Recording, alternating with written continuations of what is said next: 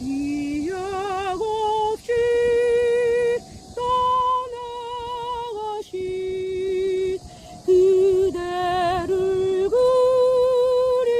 그리며 먼 산 위에 흰 구름만 말없이 바라본다.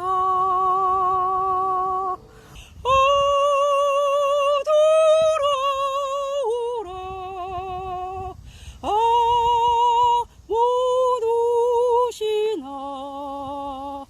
오늘도 해는 서산에 걸려 노을만 붉게 타네. 김은기자 라이브 시청자 여러분 안녕하세요. 김은기자 라이브 자칭 인천 특파원 김명기입니다. 여러분 오늘 제가 노래를 불렀습니다. 여러분 어떻게 들으셨는지요? 제가 정말 좋아하는 노래거든요. 제가 왜 이 노래를 불렀냐? 여러분께 오늘 드릴 말씀이 이 노래와 매우 관련이 깊습니다. 이 노래는 조두남 선생이 작곡한 그리움이라는 곡입니다. 제가 학교 때부터 참 많이 자주 부르고 듣던 노래입니다. 너무 좋아하거든요. 조두남 선생님의 곡 중에는 선구자가 있죠. 여러분 많이 알고 계실 겁니다. 그런데 이 조두남 선생님이 친일파라는 낙인과 함께 마산 창원에 있는 기념관이 문이 닫히고 또 교과서에서 선구자나 그리움이란 노래가 사라지게 되었고요. 각종 음악회나 음악 프로그램에서 이 노래가 불려지지 않고 있습니다. 어느 때부터인가 우리는 이 노래에 대한 그리움이 생겼습니다. 조두남 선생님은 만주에서 선구자를 작곡하셨다고 하는데요. 독립운동가들의 결기를 다졌던 노래이기도 했습니다. 그 망주에서부터 불려졌던 노래. 제가 학교 때 음악 시간에 이 노래를 배우면서 또 부르면서 생각했던 건 그 길이었습니다. 친일파 조두남 선생님이 작곡한 그런 곡이 아니라 조두남 선생님이 이 곡을 작곡하고 만들었을 당시에 우리나라가 처해 있던 그 상황, 그 슬픈 과거의 역사 속에서 우리가 어떻게 해야 일본을 이겨낼 수 있을까? 앞으로 나는 어떻게 살면 일본보다 잘 사는 나라의 국민으로 살아갈 수 있을까? 다짐을 하던 그런 노래였습니다. 그런데 이런 노래들을 들을 수 없고 부를 수 없게끔 마치 친일파라는 그런 전체주의적인 친일몰이에 다들 가두어 두는 상황이 너무나도 안타깝습니다. 작년에는 광주 1고, 전라남도 광주에 있는 광주 1고의 교가가 바뀌었지요. 66년 동안 불려졌던 광주 1고의 교가가 바뀌었습니다. 거기 또한 이흥렬 선생님이라는, 이흥렬 선생님은 봄이 오면 또는 바위고개, 섬지박이 참 많이 우리가 부르고 듣던 노래를 만드셨던 분인데요. 그분이 친일 행각이 있었다고 친일파가 만든 그런 교가를 부를 수 없다 해서 광주 1고가 작년에 교가를 바꾼 걸로 알고 있습니다. 새로 만든 교가를 작곡한 사람은 여러분 혹시 아세요? 임을 위한 행진곡의 작곡가였습니다. 엊그제 우리나라 애국가를 바꾸어야 한다고 말한 분이 계시죠? 우리나라 애국가는 1948년 8월 15일 우리나라가 건국된 날을 기념해서 부르기 시작한 애국가였습니다. 70년 이상 불러온 것을 바꿔야 한다는 사람들 저는 이해할 수가 없습니다. 아니케 선생님이 리하르트 스트라우스의 친일 성향의 곡을 연주했다거나 또는 친일 성향의 곡을 만들었다고 해서 그분이 작곡한 애국가까지 다 나쁜 것이라고 바꿔야 한다고 하는 그런 전체주의적인 발상 저는 납득할 수가 없습니다. 그렇다면 지난 6.25 행사에서 KBS가 의뢰 편곡했다는 북한의 국가와 매우 흡사한 그런 애국가를 우리는 부르고 살아야 하는 것입니까? 오늘 제가 온 곳은 경기도 의왕시에 있는 백운호수입니다. 과거에 이곳은 그린벨트 지역으로 묶여서 가게들이 덜어 있긴 했지만 형편없었고요. 1990년대 중반쯤부터 라이브 카페들 또 차를 마실 수 있는 카페들이 있었습니다. 생겨나기 시작했죠. 가수들이 와서 통기타를 치면서 노래 부르는 그런 카페들이 많이 성업을 했었고요. 한때는. 지금은 그렇게까지는 성업을 하지 않는 것 같습니다. 그러나 라이브 카페들 몇 개 남아 있고요. 오히려 또 그린벨트가 더 많이 풀려져서 맛집들, 음식점도 많이 생겨났고요. 작년 초 재작년 말부터 새 아파트에 입주가 시작되었고 현재 또 새 아파트가 건축 중인 것도 있고요. 여러분, 역사를 부정하는 사람들이 있습니다. 역사에는 자랑스러운 역사도 있고 슬프고 부끄러운 역사도 있습니다. 잘되고 자랑스러운 것만 기억하자는 것인지 부끄러운 것, 반성하는 것 있어야 그런 역사를 반복하지 않고 힘을 키우고 능력을 키워야 하는 것 아닙니까? 부끄러운 것은 다 지워버리고 좋은 것만 기억해서 우리끼리 우리 좋은 역사에만 도취되어서 살자는 그런 것은 아니겠지요. 그게 올바른 역사 교육은 아니라고 생각합니다. 오늘날 우리나라가 세계에서 위상이 높아진 게 이런저런 과거 역사 없이 어느 날 갑자기 타임머신이라도 타고 현재에 와 있는 것은 아니라고 생각합니다. 저는 영국에서 3년 살았던 경험이 있습니다. 외국에서 한국과 일본 대하는 태도 너무나 다릅니다. 우리나라 나름 잘 살게 된 이유라서 적당히 자부심 갖고 있었는데 일본 사람 앞에서 존재감이 없었습니다. 경제적 동물이라, 이코노믹 애니멀이라 하면서 다소 배금주의적인 일본을 비판하면서도 그들이 이룬 경제적인 성장뿐 아니라 일본의 문화와 역사 인정해 주더라고요. 한국 예전에 강남 개발 때 부동산 투기나 농사 짓다 부자 된 사람들 우리 졸부라고 하고 약간 무시했던 것처럼 우리나라에 대해서도 외국 사람들 대하는 태도는 그런 느낌이었습니다. 졸부의 나라. 그들에게 먹히는 역사 문화가 없다라고 저는 그때 받아들였습니다. 그런데도 과거 친일의 모든 역사 다 부인하는 건 뭐가 남는 것입니까? 아무리 부끄러운 역사 속에서 탄생한 그런 문화, 음악, 예술 있어야 합니다. 남아 있어야 합니다. 그 가운데서 우리는 뭘 했든가, 왜 그분들은 그렇게 했어야만 했는가, 그것도 우리는 그 가운데서도 교훈을 얻고 또 보다 발전적인 문화나 또 예술, 역사를 이뤄가야 할 것입니다.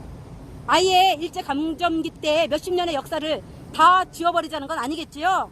여러분, 저는 8.15 광복절만 되면 늘 궁금한 게 하나 있었습니다. 그 궁금증 하나를 풀고 싶었습니다. 다름이 아니고요. 예전에 콜라의 독립이라면서 코카콜라, 펩시콜라 밖에 없던 우리나라에 8.15 상표에 콜라가 느닷없이 나타난 적이 있습니다. 여러분 기억하십니까? 애국하는 마음으로 가격도 조금 저렴해서 몇 번 사 먹은 적이 있습니다. 그런데 또 그 8.15 콜라가 언제부턴가 없어졌습니다. 이유가 뭘까 생각해보니 그동안 코카콜라나 펩시콜라 그 맛에 길들여져서 뭔가 8.15 콜라에는 부족한 게 있는 게 아닌가? 그런 생각을 했을 것도 같고요. 단지 애국심에만 호소하던 그런 마케팅이 성공했지만 그 가격을 조금 올리는 실수를 해서 무너졌다는 얘기도 있고 잘은 모르겠습니다. 어쨌든 그 콜라가 없어졌어요. 여러분, 애국심에 호소한다고 나라가 저절로 발전합니까?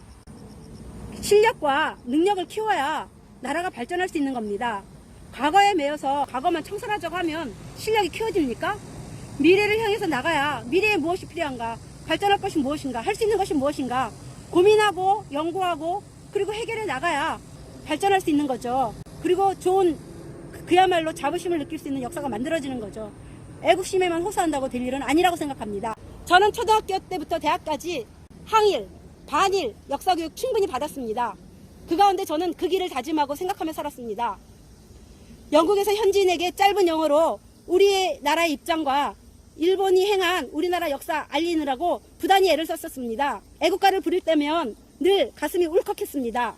외국에 계시는 교포분들 이구동성으로 고백하는 말이죠. 스포츠 경기에서 개최국의 실수로 우리나라 애국가가 잘못 연주되면 화를 내는 게 우리나라 사람들 아니었던가요? 그리고 조두남 선생님의 선구자라 그리움 저는 너무 좋아합니다. 애국가를 부를 일이 있으면 아주 크게 저는 부릅니다. 저는 친일파입니까? 안익태 선생님과 조두남 선생님 등의 가옥까지 묻어버리자거나 없애자는 거 아닙니다. 단지 슬픈 역사가 우리들에게 있었을 뿐입니다. 여러분, 얼마 전까지 코로나 바이러스 발병 이전에는 온천, 골프, 효도관광 등등의 이유로 일본 여행 수없이 사람들 많이 다니지 않았습니까? 다 그분들은 그럼 친일 흔적이 있다고 인정해야 하는 것 아니겠죠? 더불어민주당 굵직굵직한 네임밸류에 있는 분들, 일본 여행 가서 사진 찍은 것 언론과 인터넷에 많이 돌아다니고 있지 않습니까? 저는 일본 개인적인 여행 한 번도 간 적 없습니다. 단지 직장 다닐 때 단 한 번 출장 간 적은 있죠. 저는 반일입니다. 그럼에도 불구하고 우리나라 역사에서 일제강점기를 뚝 잘라버리고 송두리째 빼버리고 몇십 년 없는 역사를 만들자는 건 아니겠지요. 며칠 전 광화문에서 현 정부에 항의하는 시위가 있었습니다. 나라가 네 거냐? 코로나의 위험이 있음에도 불구하고 참석자들은 어떤 면으로 보면 자신의 생명보다 소중한 우리나라를 지키고자 하는 애국의 마음이 있었다고 생각합니다. 전염병 전파라는 과거가 있었음에도 불구하고 이 점은 유감이지만 특정 종교, 교회에만 코로나 전파 책임을 남기지 말았으면 좋겠습니다. 해운대에 수십만 명의 휴가 인파들, 주말 제주도 21만 명 다녀갔다고 하더군요. 고속도로마다 나와 있는 자동차들로 여기저기 막혔다고 하죠. 그런 사람들 다 전수조사 해야 되는 것 아닙니까? 진정으로 코로나 방역을 하고자 한다면 이런 분들 전수조사해야 맞다고 생각합니다. 현재 확진 받은 분들 위로를 드리고요. 그리고 하루속히 회복되기를 기원합니다. 더불어민주당 의원님들, 강복회 회장님, 그분들께 묻겠습니다. 여러분의 부모님, 조부모님 일제강점기 때 어디서 무슨 일을 하며 어떻게 지내셨습니까? 이것도 다 전수조사해야 하는 거 아닙니까? 그 시대에 저희 부모님, 조부모님, 증조부님 사셨습니다. 저 그분들 부인하지 않습니다. 존재감 저희한테는 굉장히 소중합니다. 역사도 마찬가지라고 생각합니다. 다소 여러분들이 잘못을 하고 또 아픈 상처를 남기는 그런 과오를 저질렀다 하더라도 그분들이 또 우리에게 수없이 많은 위로와 때로는 소망과 어떤 국민적인 계몽을 해주신 것 부인할 수 없지 않습니까? 우리는 그 아픈 과거를 갖고 계속 과거로 가지 말고 제발 미래지향적으로 과거의 아픈 그런 역사들을 훌훌 털고 미래에 어떻게 할 것인가 과거 청산하지 마시고 미래에 대한 청사진을 보여주셨으면 합니다. 부탁드립니다. 더불어민주당 180석 국회의원 여러분, 그리고 강복회 회장님, 제발 미래지향적으로 나라를 생각해 주십시오. 국민을 둘로 반으로 나눠놓고 서로 분노하고 서로 분개하고 서로 싸우게 하는 그러한 일 제발 그만 멈춰주시기 바랍니다. 국민들 한 사람 한 사람 깨어있는 시민으로서 살아가고 있기 때문에 우리나라의 미래는 밝습니다. 분명히 밝다고 저는 생각합니다. 모두가 다 잘 살자고 하는 것이라고 저는 알고 있습니다. 제발 잘 사는 방향으로 가게 해주십시오. 김은기자 라이브 시청자 여러분, 날씨가 무덥습니다. 이 무더위 속에서 사시느냐고, 수해복구 하시느냐고, 또 일상의 삶, 코로나 바이러스 가운데 얼마나 위축되고 지쳐가고 계십니까? 여러분 심심한 위로의 말씀을 드리고요. 그래도 우리는 잘 이겨낼 수 있습니다. 우리가 누굽니까? 수많은 국가들이 우리나라를 담고 싶어하는 그런 나라의 발전을 이룬 국민들 아닙니까? 자부심을 가지시고 오늘도 여러분 각자의 삶에서 파이팅 하시기 바랍니다. 감사합니다.